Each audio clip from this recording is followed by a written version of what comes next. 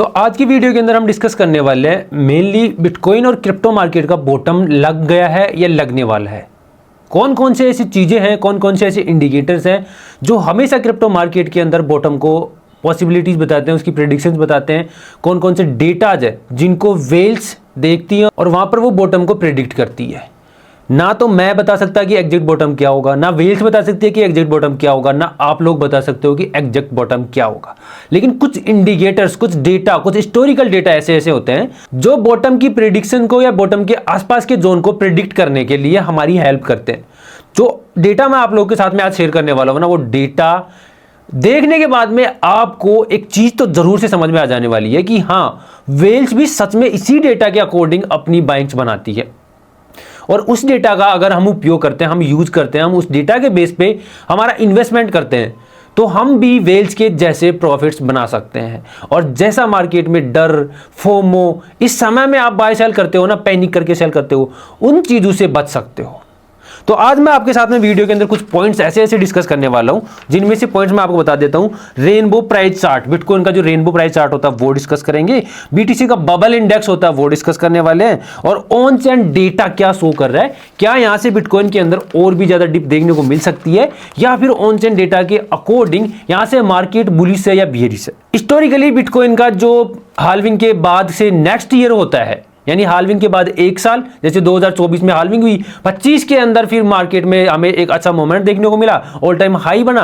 और उसके बाद में जो नेक्स्ट हाल्विंग आती है उससे पहले के 2 साल होते हैं, उसके अंदर बिटकॉइन की परफॉर्मेंस कैसी होती है वो चीज भी इस वीडियो के अंदर हम डिस्कस करने वाले हैं। एंड एक पॉइंट सबसे इंपॉर्टेंट यहाँ पे, बीटीसी का जो मैक्सिमम ड्रो डाउन होता है बियर मार्केट के अंदर टॉप के बाद में, वो कितना होता है हिस्टोरिकली डेटा के अकॉर्डिंग। तो ये सारी की सारी चीजें हमें ये प्रिडिक्ट करने में या ये जोन फाइंड करने में हमारी हेल्प कर सकती है कि बिटकॉइन का बॉटम एग्जैक्टली कहां पर हो सकता है। एग्जैक्टली नहीं, अप्रॉक्सीमेटली। ओके, तो आज का वीडियो सभी लोगों के लिए बहुत ही ज्यादा इंपॉर्टेंट है। अगर आपको ये चीज नहीं लगती है कि इंपॉर्टेंट नहीं है, वीडियो को देख के बाद में कमेंट करके बताना कि इंपॉर्टेंट था या नहीं था, ठीक है। तो वीडियो को शुरू करने से पहले आप सभी के सभी लोग वीडियो को लाइक कर दो, शेयर कर दो उन दोस्तों के साथ में जो क्रिप्टो मार्केट के अंदर इन्वेस्टमेंट करता रहता है, ताकि उनको भी ये चीज पता लगे। एंड मेरे टेलीग्राम का लिंक आपको डिस्क्रिप्शन के अंदर मिल जाएगा, उस टेलीग्राम को जाकर जरूर से ज्वाइन कर लेना। इंस्टा का लिंक मिल जाएगा, ट्विटर का लिंक वहां पर मिल जाएगा, तो उन चीजों को जाकर भी आप ज्वाइन कर सकते हो। वहां पर भी आपको क्रिप्टो मार्केट से रिलेटेड बहुत ही अच्छी अपडेट्स आपके साथ में मैं शेयर करता रहता हूं, अच्छे अच्छे रिसर्च, अच्छी अच्छी एनालिसिस मैं आप लोगों के साथ में शेयर करता रहता हूं, तो उन चीज़ों को जाकर भी आप ज्वाइन कर सकते हो, ठीक है। तो सबसे पहले हम बात करने वाले हैं इस चीज़ के बारे में कि अभी बिटकॉइन की क्या करंट सिचुएशन है। तो बिटकॉइन की प्राइस, आज संडे है, संडे को बिटकॉइन की प्राइस को देखिए तो बिटकॉइन की प्राइस $70,000 के आसपास ट्रेड करता हुआ बिटकॉइन हमें यहाँ पर देखने को मिल रहा है। अब बिटकॉइन के अंदर टेक्निकली $72,000 के आसपास में एक रेजिस्टेंस है, उस रेजिस्टेंस से बिटकॉइन के अंदर एक करेक्शन हमें देखने को मिल सकता है। ये टेक्निकली चीजें देखने को मिल रही है, लेकिन ये सवाल आज का नहीं है। सीधे सीधा बात करें आज के सवाल के बारे में, तो आज का सवाल है कि बिटकॉइन ने बॉटम लगा दिया है या बिटकॉइन का बॉटम अभी लगेगा या नहीं लगेगा। ये चीज किस तरह से हम फाइंड करें। तो फर्स्ट पॉइंट हम इस वीडियो के अंदर डिस्कस करेंगे, जिसके अकॉर्डिंग हमें पता लगेगा कि बिटकॉइन के अंदर टेक्निकली सालों से जो चीजें चली हुई आ रही है उसके अकॉर्डिंग बॉटम किस तरह से फाइंड किया जाता था। तो सबसे पहले डिस्कस कर रहे हैं हम बिटकॉइन का जो रेनबो प्राइस चार्ट होता है वो। अब रेनबो प्राइस चार्ट की फोटो मैं आपको यहां पर लगा दूंगा, तो आप उसमें देख लेना बिटकॉइन की जो प्राइस है वो रेनबो प्राइस चार्ट के बॉटम के ऊपर देखने को मिलती है। तो मैक्सिमम टाइम हिस्ट्री के अंदर बिटकॉइन के अंदर यही देखा गया है कि जब भी बिटकॉइन की प्राइस रेनबो चार्ट के बॉटम पे देखने को मिलती है, वहां से बिटकॉइन के अंदर बॉटम लग चुका होता है। इसके बाद बिटकॉइन की जो प्राइस है वो रेनबो चार्ट के टॉप को क्रॉस कर सकती है, लेकिन अभी तक कभी बॉटम को क्रॉस नहीं कर पाई। तो इसके अकॉर्डिंग बिटकॉइन अभी बॉटम के आसपास है। यहां से छोटा मोटा बॉटम और लग सकता है 5 से 10% का, लेकिन अप्रोक्सीमेटली बिटकॉइन बॉटम के आसपास। सेकंड चीज हम डिस्कस करें बिटकॉइन बबल इंडेक्स। अब बिटकॉइन बबल इंडेक्स भी बिटकॉइन का बॉटम या टॉप फाइंड करने में काफी ज्यादा हेल्प करती है। बिटकॉइन बबल इंडेक्स के अंदर 3-4 चीजें हैं जिनके बेस पे ये डिसाइड किया जाता है कि हाँ, अभी बिटकॉइन के अंदर क्या सेंटीमेंट्स बन रहे हैं। पहली चीज, गूगल ट्रेंड के अकॉर्डिंग बिटकॉइन बबल इंडेक्स बनाई जाती है।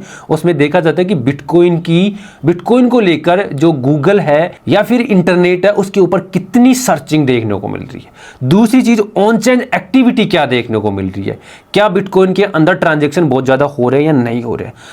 तीसरी चीज, सोशल मीडिया के ऊपर सेंटीमेंट्स क्या देखने को मिल रहे हैं, क्या मैक्सिमम लोग बियरिश है या बुलिश देखने को मिल रहे हैं। एंड चौथी चीज, नेटवर्क ग्रोथ, यानी बिटकॉइन की सिर्फ प्राइस के अंदर ही ग्रोथ देखने को मिल रही है या फिर बिटकॉइन के नेटवर्क के अंदर भी ग्रोथ देखने को मिल रही है। तो इन चार चीजों के बेस में बिटकॉइन बबल इंडेक्स बनाई जाती है और इस इंडेक्स का जो डेटा है उसको रीड करने के बाद में हमें यह पता लगता है कि बिटकॉइन के अंदर अभी बॉटम लगेगा या टॉप लगने वाला है। अब इसकी रीडिंग कैसे की जाती है और अभी करंट में क्या डेटा ये शो कर रहा है? तो इसकी रीडिंग करी जाती है जब बिटकॉइन बबल इंडेक्स की वैल्यू 0.45 के आसपास या इससे नीचे होती है तो यहां पर बिटकॉइन अंडर वैल्यू होता है और ये एक शानदार बाइंग अपॉर्चुनिटी होती है और एक्यूमुलेशन जोन होता है।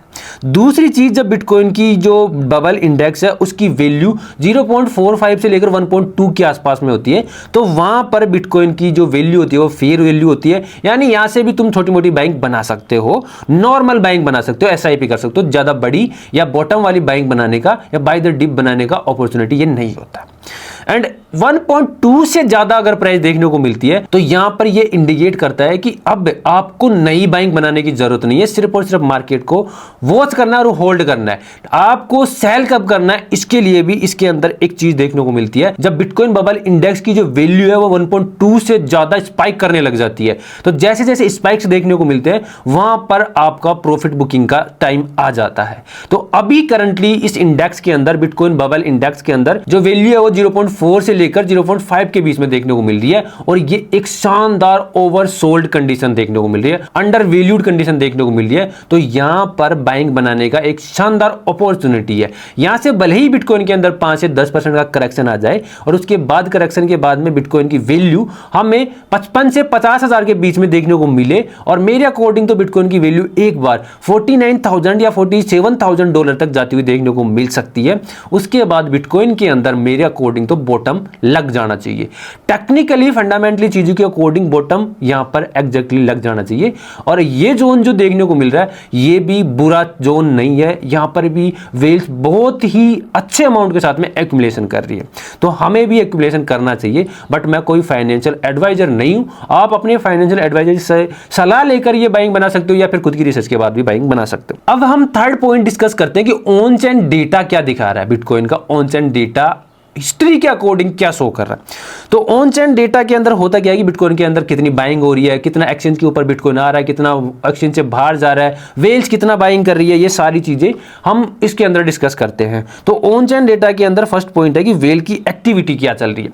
तो यहां पर वेल्स की एक्टिविटी को देखा जाए तो हाई एक्यूमुलेशन वेल्स का यहां पर देखने को मिल रहा है जो मार्केट को यहां से बुलिश बनाता है। सेकेंड चीज है नेट अनरियलाइज्ड प्रॉफिट। बिटकॉइन के अंदर जो अनरियलाइज प्रॉफिट है वो लोअर से लोअर बॉटम के ऊपर देखने को मिल रहा है तो इसका मतलब होता है कि मार्केट के अंदर अब बॉटम के आसपास प्राइस देखने को मिलने वाली है। थर्ड पॉइंट की बात करें तो एक्सचेंज के ऊपर बैलेंस कितना देखने को मिल रहा है। तो इस चीज को अगर आप देखोगे तो एक्सचेंज के ऊपर जाकर किसी भी एक्सचेंज के ऊपर चले जाओ, बाइनेंस के ऊपर, कॉइनबेस के ऊपर या किसी भी एक्सचेंज के ऊपर, तो आपको बिटकॉइन की जो बैलेंस है एक्सचेंजों के ऊपर वो डिक्रीज होता हुआ देखने को मिल रहा है और इसके बाद में मार्केट में इसका मतलब ये होता है कि अभी हमें यहां से बुलिशनेस देखने को मिलने वाली है। एक्टिव एड्रेस कितने हैं, अब ये भी एक इंपॉर्टेंट चीज है कि बिटकॉइन के एक्टिव एड्रेस कितने हैं। तो यहां पर जो एक्टिव एड्रेस है वो मॉडरेट देखने को मिल रहा है, मतलब जहां तो ज्यादा देखने को मिल रहा है ना ही कम देखने को मिल रहा है। लगभग 6.5 लाख के आसपास में बिटकॉइन के एक्टिव